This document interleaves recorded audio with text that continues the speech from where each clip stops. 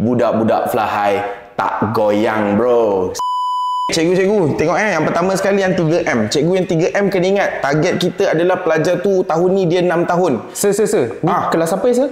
Sekarang ni saya tengah berbincang dengan cikgu-cikgu nak bagi tahu apa yang mereka perlu lakukan, sediakan untuk kelas percuma Fly High Section 23 secara bersemuka. Macam menarik ya, sir. Boleh terangkan tak, sir? Saya nak tahulah. Okey, kelas percuma ni kita buat untuk persediaan bagi anak-anak murid tahun 2025, tapi bukan silibus 2025, silibus 2026. Maksudnya diorang dah bersedia berbulan awal.